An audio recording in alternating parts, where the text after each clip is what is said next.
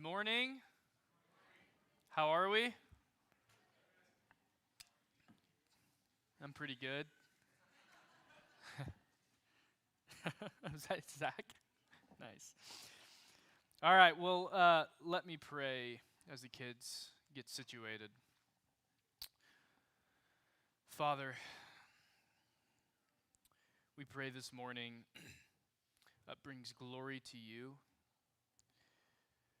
Father, I pray that we are reminded of the gospel. I pray that this time of gathering together as the church and the body is edifying to us. I pray as we hear from your word, we are reminded of truth. And so help me get out of the way of what your word says.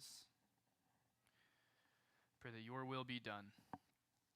To you be the glory in your precious name. Amen.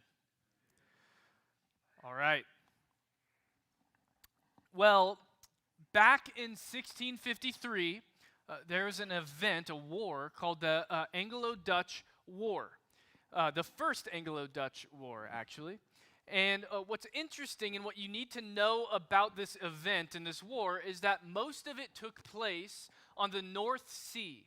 And the North Sea is known for really sudden and serious storms that will come through and wreck everything and then would leave. They're really quick. And interestingly enough, here in this war, the most casualties and damage done was not actually by men to men, but it was actually done by these storms. Like the war came down to who could survive these storms the best. And as we study this, there's kind of three things or three options or outcomes that would happen as these storms came through on these ships that were at war. The first is a ship would see the storm coming and would panic and try to drop an anchor really fast.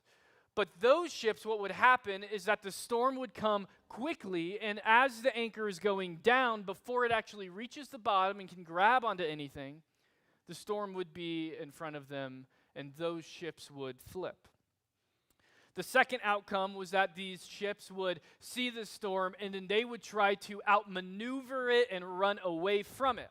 Now, very occasionally did that work, but most of the time, the storm caught up to them, and they too failed. Now, the third was the most successful.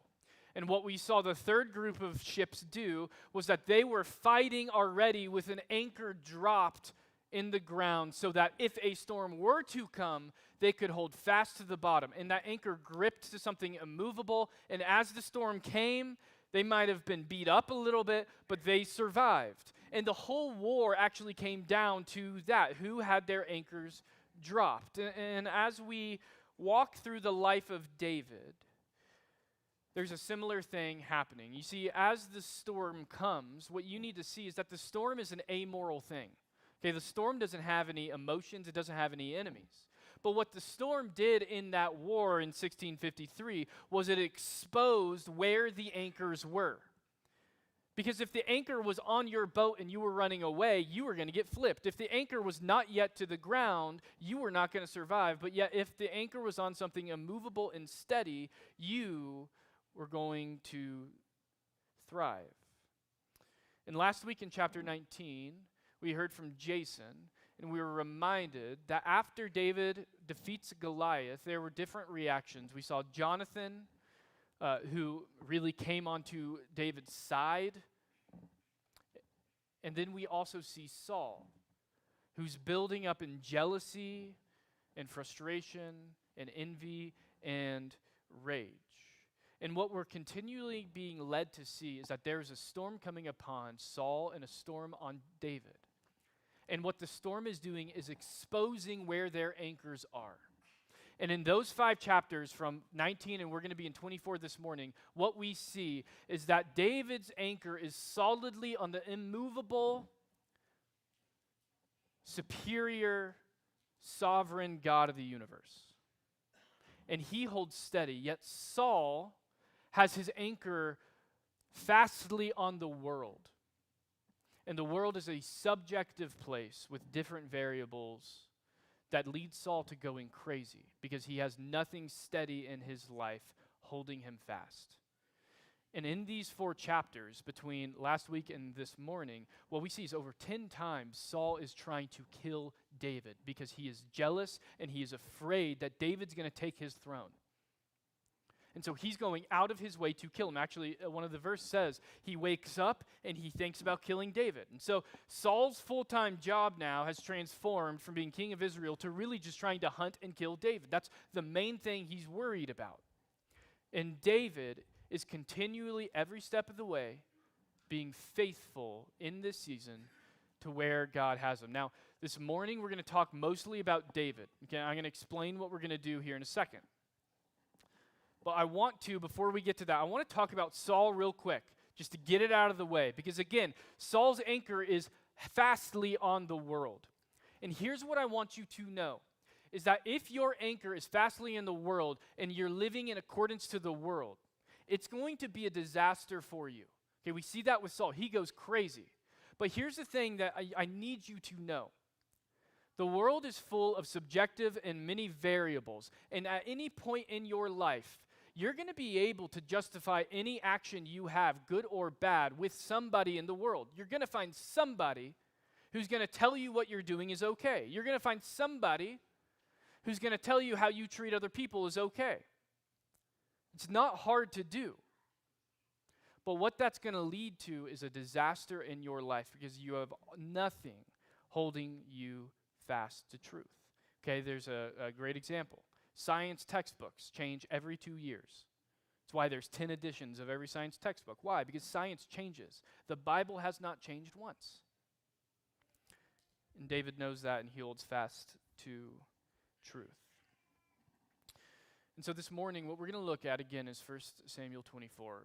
And I think that passage, this chapter, best illustrates David's faithfulness in this season to God.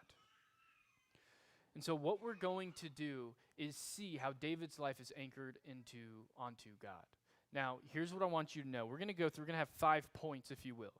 And these 5 points are going to be fruits from David's life that we see here, and that are fruits because he's anchored to God. And as we go through this, what I do not want this message to be is that we leave and we're trying to do those 5 things and those 5 fruits better. Like we're going to try harder. We're going to be better at being convicted of our sin. We're going to try to do all these other things. Like that's not the goal.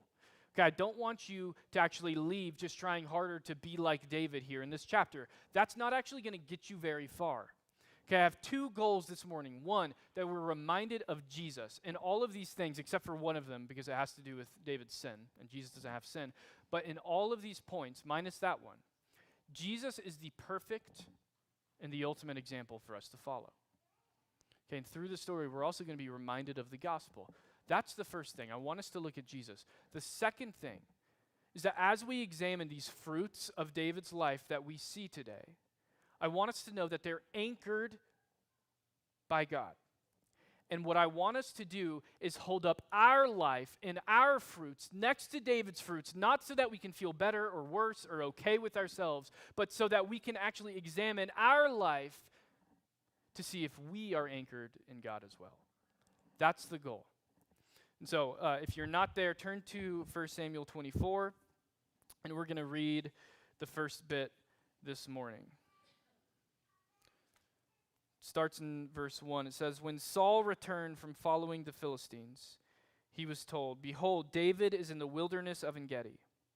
Then Saul took 3,000 chosen men out of Israel and went to seek David and his men in front of the wild goats' rocks. And he came to the sheepfolds by the way where there was a cave. And Saul went in to relieve himself.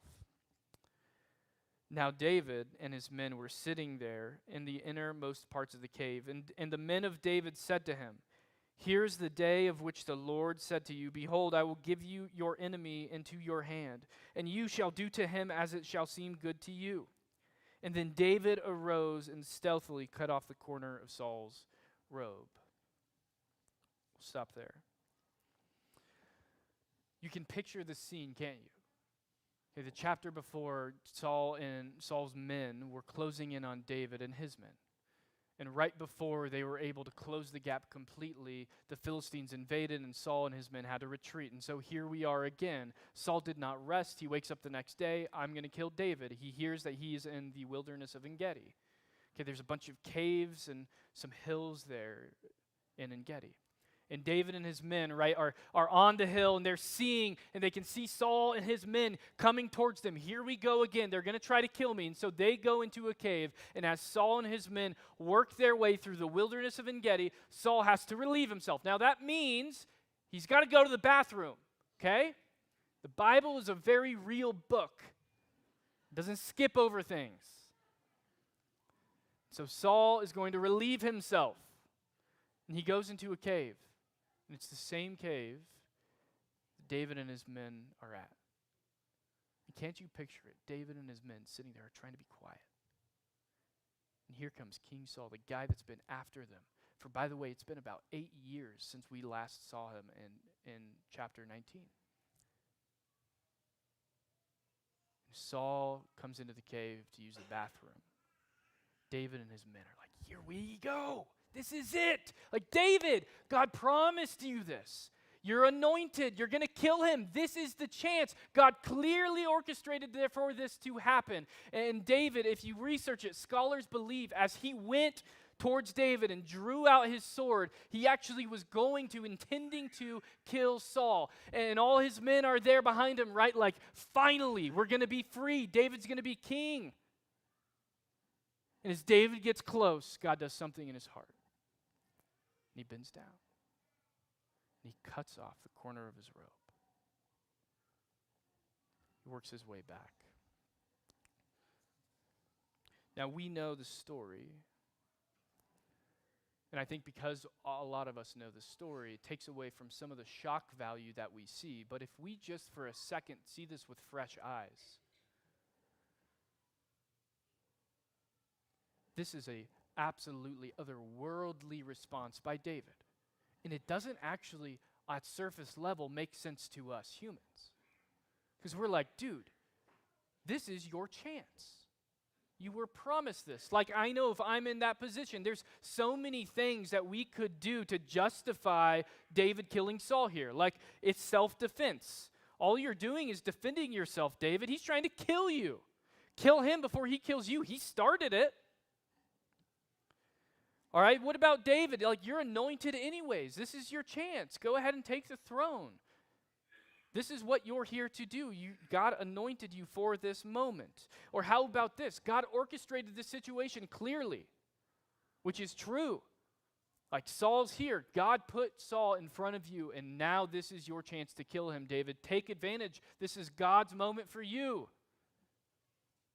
God wants you to kill him. He wouldn't be here if he didn't want you to kill him. And as David approaches Saul, something happens. And David does not do it. There's a question here, why? And we're going to talk about the why here in a second. But here's the first thing I want you to see. The first observation, before we get to the why, is simply David has mercy on Saul. What is mercy? Mercy is not giving someone the punishment that they deserve. That's what mercy is. And in this moment, the biggest thing that you need to see is that for David, faithfulness to God here and now in chapter 24 was to give mercy to Saul. That's what faithfulness looked like for David. And he does that. And here's the first fruit of a life that is anchored on God like David, is that a result of a God-anchored life is mercy on others. Now, I'm not saying that anybody who does a crime against you, you cannot prosecute, right? I'm not saying that accountability has no place. Accountability does clearly have a place. But here's the truth that we see,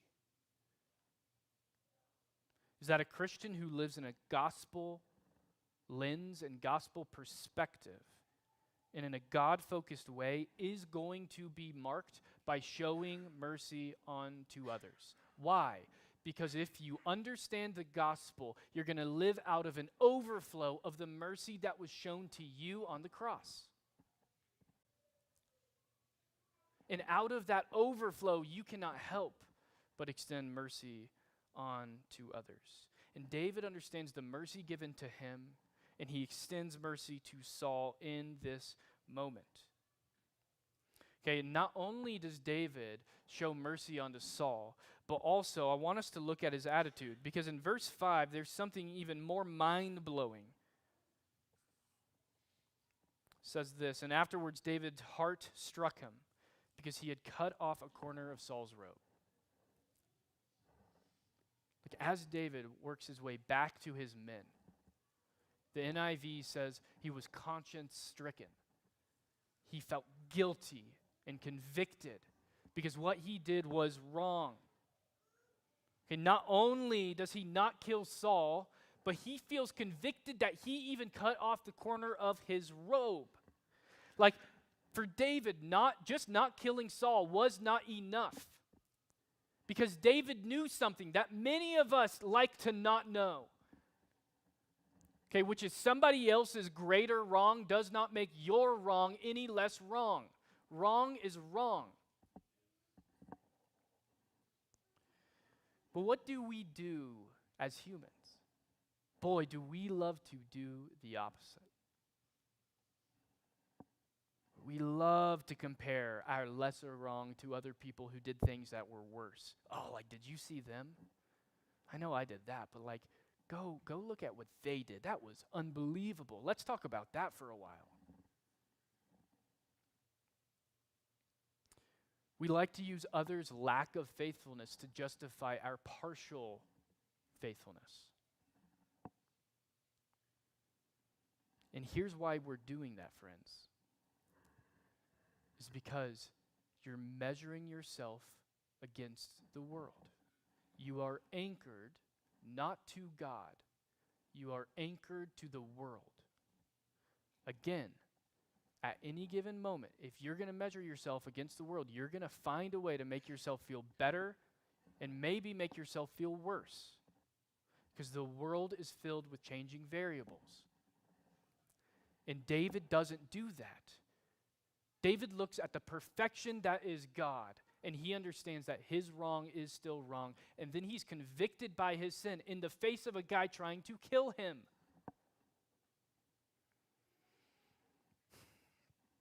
All sin, friends, is an offense against God. It does not matter what it is. It is an offense against God. This is what Jesus is trying to say on the Sermon on the Mount, by the way. David's not worried about Saul's unfaithfulness and Saul's guilt and Saul's motives. He's not worried about that because he's looking at himself and he's looking at God, and it leads him to being convicted about his own sin. Okay, so here's what I want us to see. The second fruit is that the God-anchored life, the person that measures him or herself against God and not other men, is going to be convicted about their own sin, regardless of the size, regardless of the magnitude, and regardless of what's going on around them. The God-anchored life leads to conviction over your own sin. So here's what I want you to know. If you are somebody who has not been broken or convicted over your own sin and your own wrongdoing against God, and rather you look at other people or you try to justify it or you try to make yourself feel better because it's not as bad as that person, you do not understand the grace extended to you and the sacrifice of Jesus on the cross. Jesus died for all of your sins, not just the big ones. And that person's bigger sin than your little sin holds equal weight to why Jesus was on the cross. So how often do you justify your actions because others might be worse? And better yet, do you spend more time thinking about everybody else's sin and everybody else's wrong than your own? Some of us love to think and talk about and tell everybody else about everybody else's sin. When's the last time you were broken over your own? To be quite frank, it's embarrassing that we do that. like other people have more problems than us. You are a sinner in need of God's grace. That's the gospel. And here's the reality too. Is that if you're not grieved over the small sins in your life, you're going to be absolutely wrecked by the big sin coming around the corner. Because it is the lack of conviction that you feel in your gluttony and you're eating a little bit too much, or you're feeding the flesh in that way, that leads to a full-blown pornography addiction or a full-blown alcohol problem. Because if you cannot show self-control in the little things, what makes you think that you're going to be able to do that in the big things?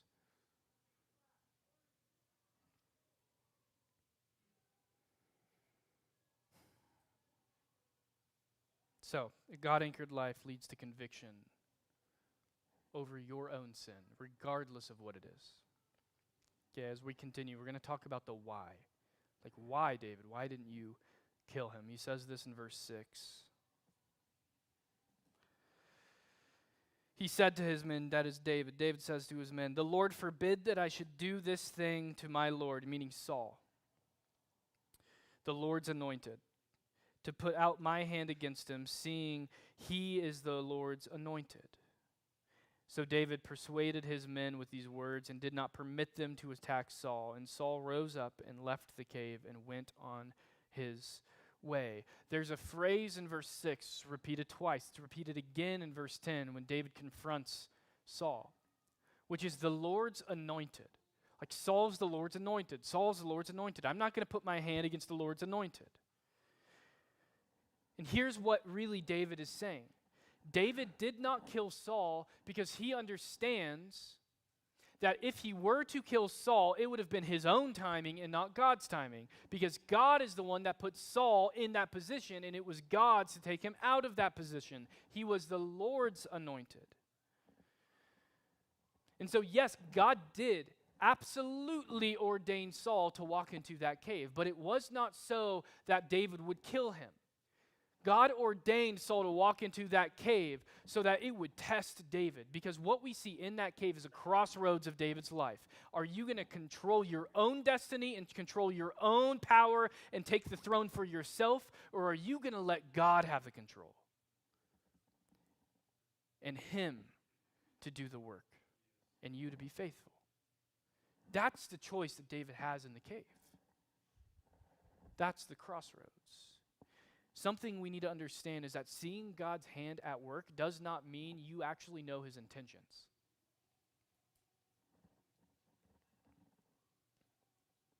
And so before we use God's timing or God's hands or crazy circumstances as an excuse to do whatever the heck that we want to do, we have to actually slow down and ask, Lord, what would it look like for me to be faithful to you today?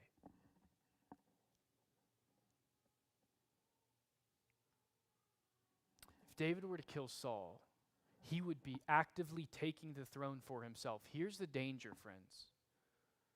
Is that when you take the throne and you kill others to take the throne, you have to keep defending the throne for yourself because it was under your power that you took it. It's a miserable way to live. It's not what David does. David submits to God's control. He's faithful one step at a time. He's going to let God take care of it. He doesn't need to know the details. All he needs to know is, Lord, what would it look like for me to be faithful to you today? Look what he says in verse 12.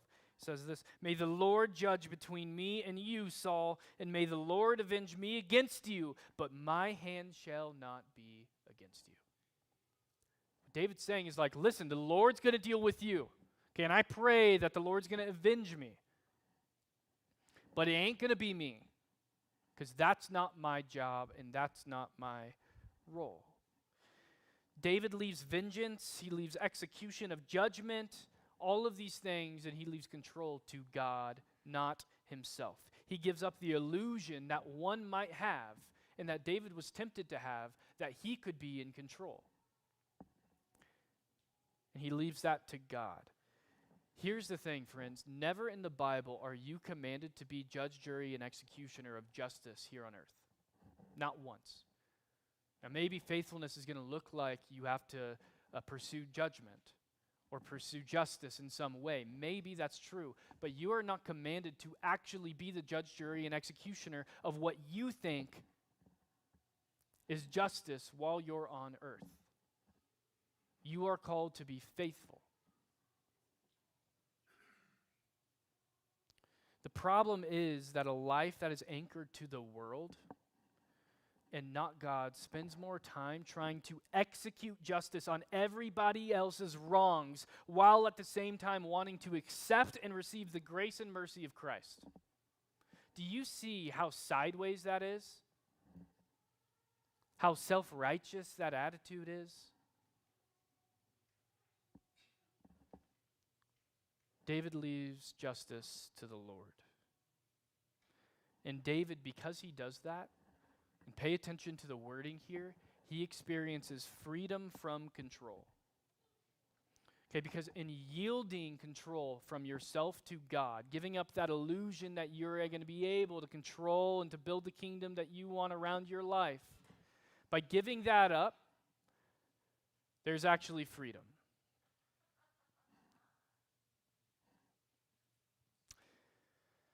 We were never meant to be a God. And listen, some of us love to role play and to act as God. It's a sad baby. Is that Carson's fault? I was so thrown out. I was like, you got to say something about it. Listen, we are not to role play God. We're not going to make a good God. A good God makes a good God. And when we try to take all of the world's justice into our hands and so make us the executioner of judgment, okay, and we're going to judge everybody and decide what's wrong or what's right in our own accord, in our own subjective mind, and then we hold grudges against everybody because that's what justice is going to be, is that I'm going to hold a grudge against somebody who did something wrong, and that's how I'm going to live my life. You're going to be absolutely miserable because you're trying to play God. That's God's job. That's not your role. Our role is to be faithful.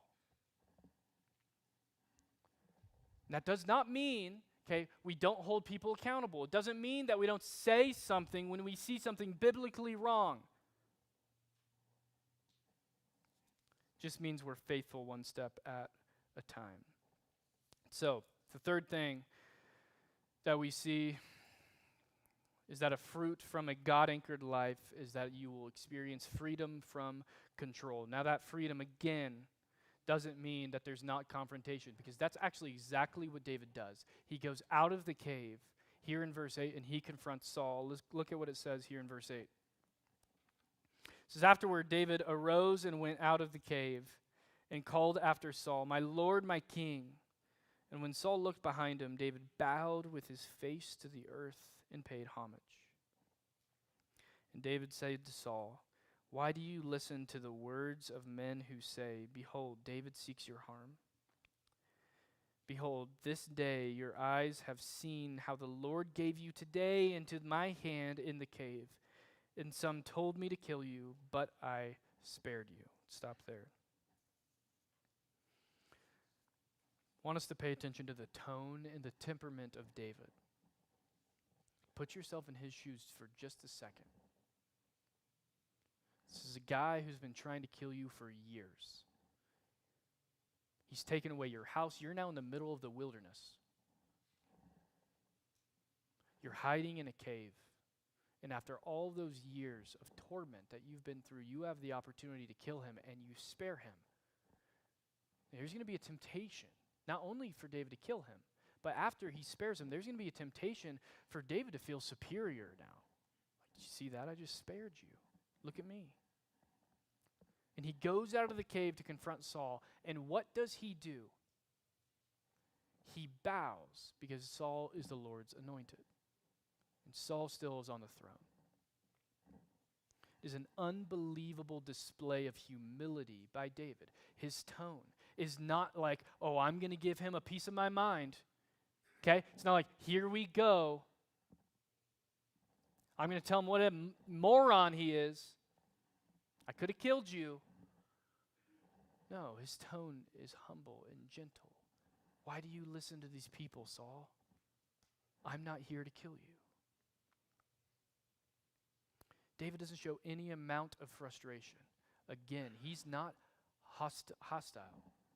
What David shows is humility in the face of death threats. And this is the thing. It's like, how in the world is David doing this?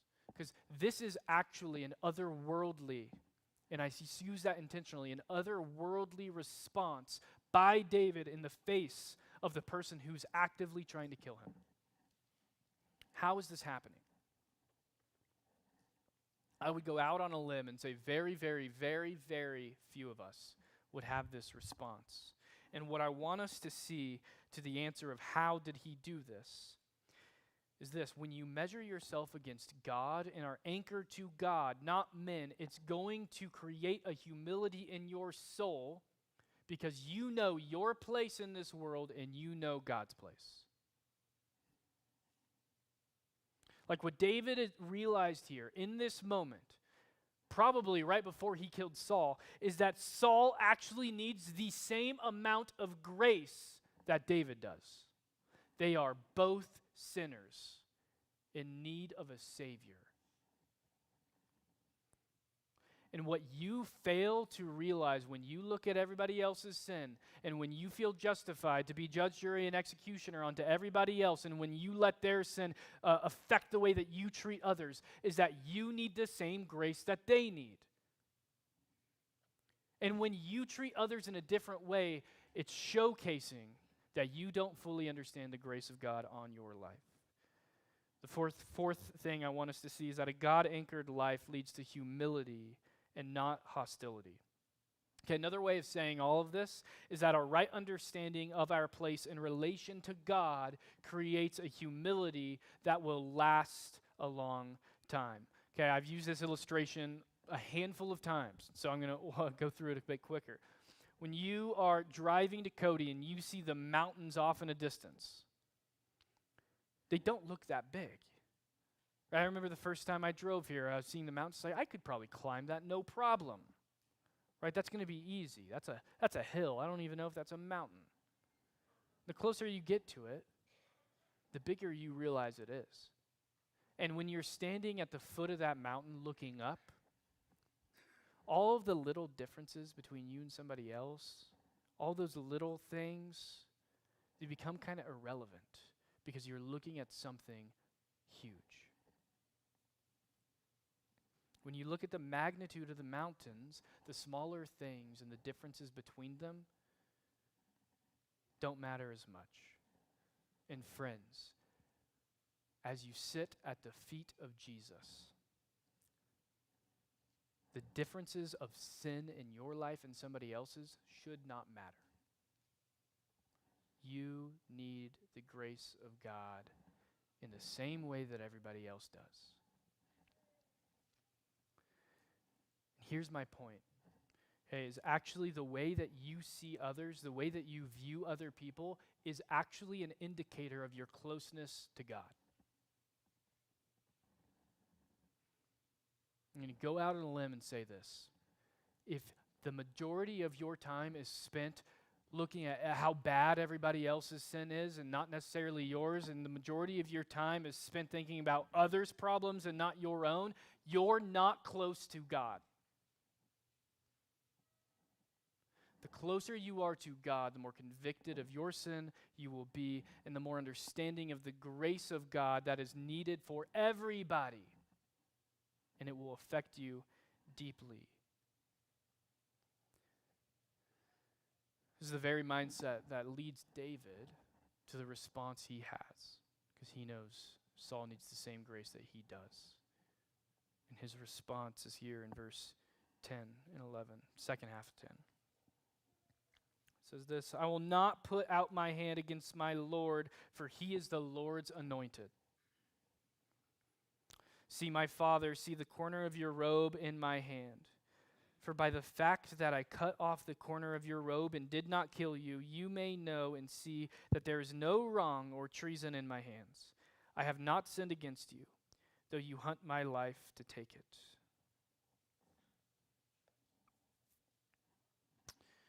Jesus in Matthew 5:39 says this, if anyone slaps you on the right cheek, turn to them the other cheek. And this is what David does, isn't it? The guy that's after him to kill him multiple times, he spares and he goes out. He confronts him, yes, but he says, I spared you because you're the Lord's anointed. He does not meet evil with evil, and it would have been easy to do and very justifiable. He does not meet evil with evil. He does not react to what was done against him. Why? Again, because when you're anchored into something immovable, you have a steady hand in your life, you're not going to be reactive. There's only so much reactiveness that you can do. Like imagine for a second, go back to the illustration. Those boats that survived that war who were anchored to the bottom, something immovable, they could only go so far. Why? Because they were held steady by something. And friend, the Christian who is fully anchored in God can only go so far because they are anchored by something. Okay, the storms don't dictate your response if you're anchored to God. The storms don't dictate your reaction because you're able to be stationary and steady. So the last thing, the fifth thing this morning that we see is that a God-anchored life produces the fruit of being steady and not reactionary. And when the waves of life are the things that dictate your faithfulness to God, or the waves of life are the things that control your life or your identity completely, it's an indicator that your anchor is not on something solid. Now, here's the good news. It does not have to stay that way. For a second, let's kind of wrap this up. What I want us to do is, again, just take a step back from the story. Think about what's happening. Saul, who is guilty, rageful, waging war against David. Okay, somebody who, frankly, you could say is doing evil against David. David spares that person's life. Here's what I need you to see, is on the cross, friends, you and I are completely guilty. We waged war against God through our sin. We are enemies of God, Romans 5:10 tells us. And while we were doing evil towards God through our sin, through faith in Jesus' work on the cross, we may be spared, not just here on earth, but for eternity, and have eternity with Christ. And so look, in a room this big, I'm aware, I know for a fact, there's going to be people in here that are limping, so to speak, who are exhausted from the waves of life kicking your butt. The waves of life, the storms that come in, that are tossing you to and fro. And what I want you to know is that there is hope. It does not have to be that way. There is an anchor available to you. It is safe and sure. And that anchor will endure the storms and hold you fast to the truth of the gospel. There's a better way than the way that you're living now. And the key to unlock that anchor in your life is faith in Jesus.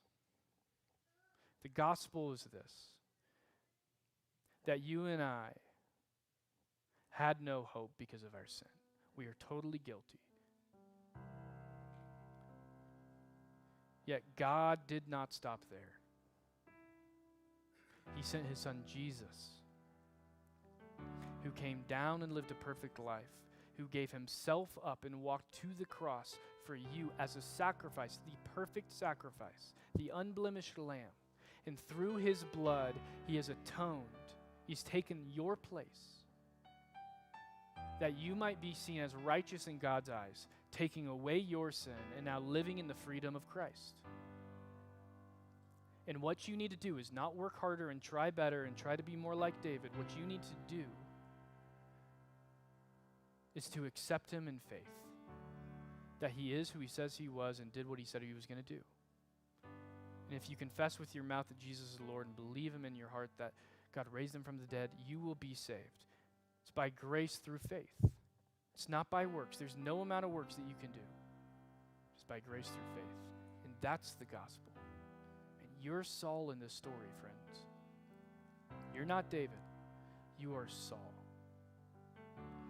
And you have an opportunity for your eternity to be spared through faith. Let me pray. Father, thank you for your word. Thank you for your Son, Jesus, and the sacrifice that he has and gave for us.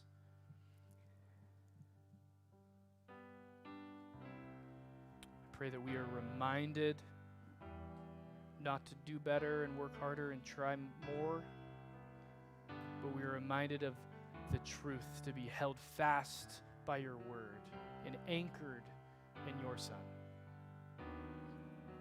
In your precious name, amen.